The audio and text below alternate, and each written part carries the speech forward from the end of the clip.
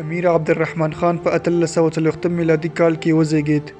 نوموړی د امیر محمد افضل خان زوی او د امیر دوست محمد خان لمسی دی. امیر محمد افضل خان چې کله د افغانستان واکمن و نو خپل زوی عبدالرحمن خان یې د قطغن والي وټاکه. نوموړی له ماشومتوب څخه د سخت مزاج او کلک زړه خاوند و. امیر عبدالرحمن خان د خپل حاکمیت په 21 کلنه دوره کې د سخت قوانینو په عملي کولو سره د افغانستان په تاریخ کې یوه ستره دیکتاتوره دوره ثبت کړه.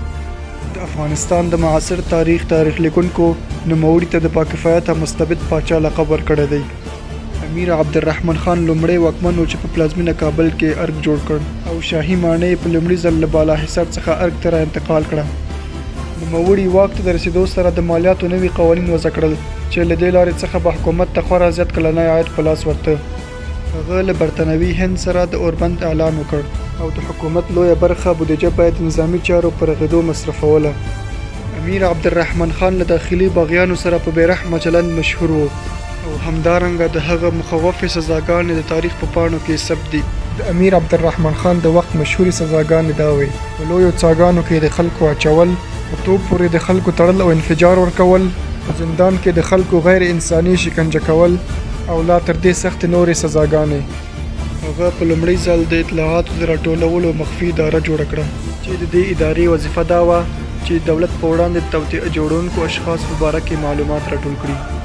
امیر عبدالرحمن خان کلونه له خپل تره امیر شیر علي خان سره وجنګېد. په لومړي ځل یې ماته وخوړه او بخارا ته یې پناه ویوړه.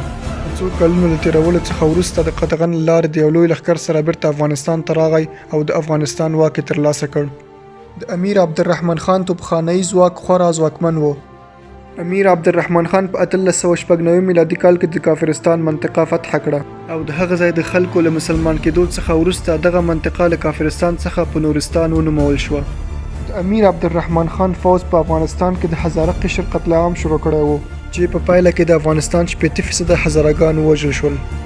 امیر عبدالرحمن خان په خپل لاس لیکل شوي کتاب تاج التواریخ کې دا اعتراف کړی دی چې نوموړي په خپل لاس له 3000 څخه زیات خلک په توپونو تړلي او منفجر کړي دي. امیر عبدالرحمن خان د دورې یو له لویو تېروتنو څخه د ډیورند د کرښې د سند امضا کول و چې په پایله کې افغانستان د خپلې خاورې لویه برخه له لاسه ورکړه.